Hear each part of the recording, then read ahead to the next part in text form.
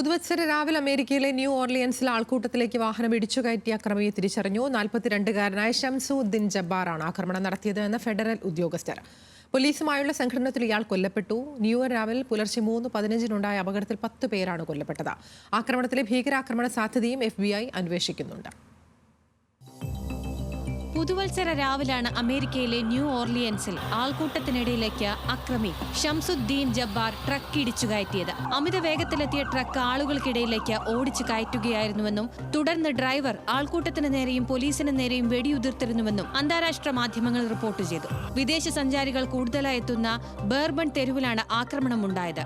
New ഓർലിയൻസിൽ പ്രാദേശിക സമയം പുലർച്ചെ 3:15 അപകടം. ആക്രമണത്തിൽ 10 പേർ കൊല്ലപ്പെടുകയും 35-ൽ പരം ആളുകൾക്ക് പരിക്കേൽക്കുകയും ചെയ്തിരുന്നു. പരിക്കേറ്റവരെ സമീപത്തെ 5 ആശുപത്രികളിലേക്കാണ് പ്രവേശിപ്പിച്ചിരിക്കുന്നത്. സംഭവം അറിഞ്ഞ ഉടനെ ന്യൂ ഓർലിയൻസ് മേയർ വൈറ്റ് ഹൌസിനെ സ്ഥിതിഗതികൾ ധരിപ്പിച്ചു. ഭീകരാക്രമണ സാധ്യത തള്ളാനാകില്ലെന്ന് ന്യൂ ഓർലിയൻസ് മേയറും പ്രതികരിച്ചു. ആദ്യം ഭീകരാക്രമണ സാധ്യതയില്ലെന്ന് വ്യക്തമാക്കിയ FBI, എന്നാൽ പിന്നീട് ഭീകരാക്രമണ സാധ്യതയും പരിശോധിക്കുന്നുണ്ടെന്ന് വ്യക്തമാക്കി. അക്രമി മനഃപൂർവ്വം വാഹനം ഇടിച്ചു കയറ്റുകയായിരുന്നുവെന്നും പോലീസ് ഉദ്യോഗസ്ഥർക്ക് നേരെ വെടിയുതിർക്കുകയായിരുന്നുവെന്നുമാണ് FBI യുടെ ആദ്യ പ്രതികരണം.